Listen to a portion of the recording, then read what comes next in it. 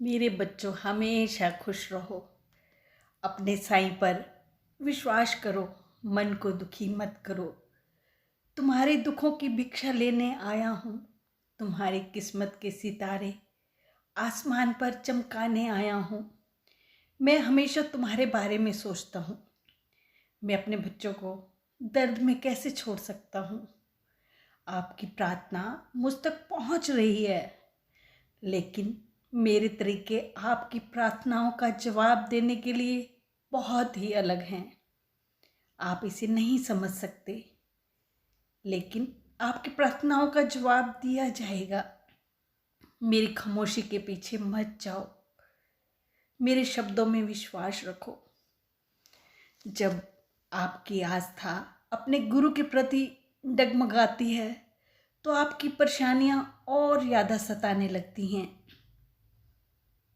जिसको भगवान की कृपा पर विश्वास है, उसको संसार की कोई भी स्थिति विचलित नहीं कर सकती। तुम्हें ये सोचना चाहिए कि ईश्वर तो मेरे बिना भी ईश्वर है, पर मैं ईश्वर के बिना कुछ भी नहीं।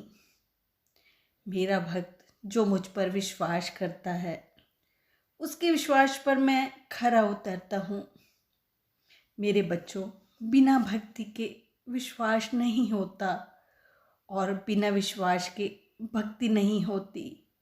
जब भक्त का विश्वास डगमगाता है, तो उसके पैर दो नावों में सवार होते हैं, विश्वास और अविश्वास। और दो नावों में सवार व्यक्ति कभी भी मंजिल तक नहीं पहुंच पाता। मेरे बच्चे, जो ये विश्वास है ना, ये बहुत ही बड़ा भारी भरकम शब्द है। सच्चे विश्वास में ही पूरी सृष्टि समाई है।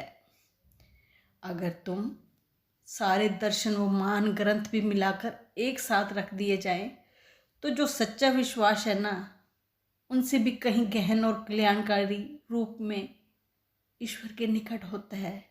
मेरा कहने का ये अर्थ है, मेरे बच्चे, यदि हम आध्यात्मिक कही जाने वाली हर वस्तु को एक पलड़े में रखें और दूसरे पलड़े में विश्वास को रखें, तो निश्चिंत रूप से विश्वास का पलड़ा ही भारी होगा। पर मेरे बच्चे, जिसे तुम विश्वास कहते हो, जिसे विश्वास समझते हो, और मैं जिस विश्वास की बात करता हूँ, उन दोनों में आकाश पताल का अंतर है। इनमें से एक हीरे की तरह है और दूसरा भी कुछ कम सुंदर नहीं, पर वह कांच का बना है।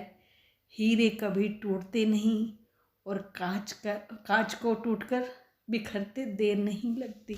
मैं तुम्हें 3 तरह के विश्वास के बारे में बताता हूँ, जो भक्त का अपने ईश्वर के प्रति होता है। पहली तरह का विश्वास वाले वो भक्त होते हैं जो सिर्फ अपने मालिक से अपने दुखों को दूर करने की प्रार्थना करते हैं। उन्हें मालिक से प्यार नहीं होता। उन्होंने किसी से सुन लिया होता है कि साईं बाबा बहुत जल्दी दुखों को दूर कर देते हैं, तो वो किसी से सुनकर मेरी शरण में आ जाते हैं। वो मुझसे प्यार नहीं करते, बस सिर्फ मुझसे अपने दुख दर्द दूर करना चाहते हैं।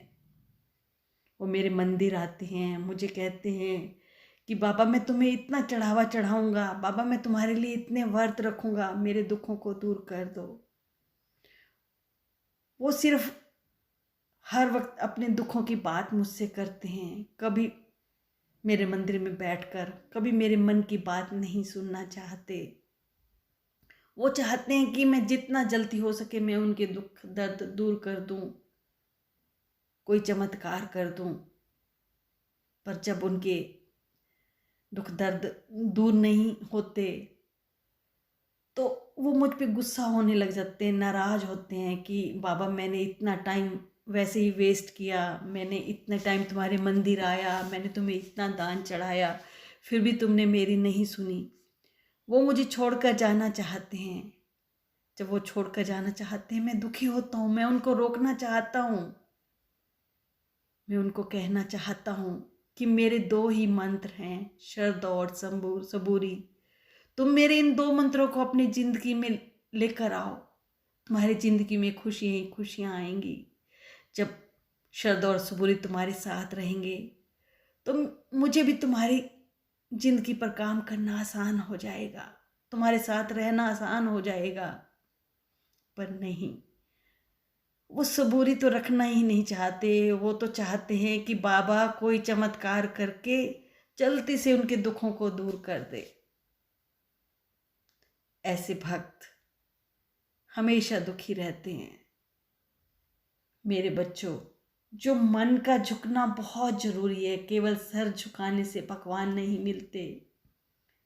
सच्ची भक्ति ना दान चाहती है, ना दिखावा देखती है। भक्ति तो सिर्फ तन और मन का समर्पण चाहती है। मेरे बच्चों, तुम मुझ पर विश्वास रखो, मुझसे प्यार करो। मुझ पर विश्वास रखोगे तो मैं हमेशा तुम्हारे साथ रहूँगा। कल मैं तुम्हें दूसरे विश्वास के बारे में बताऊँगा।